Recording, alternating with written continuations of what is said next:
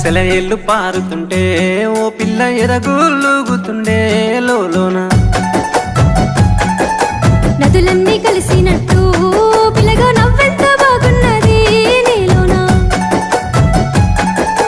గాజుల సప్పులు గలుగల్లు మోగంగా గజ్జెల పట్టీలు గంటేసి ఆడంగా వరిగడ్డి మోపు ఎత్తి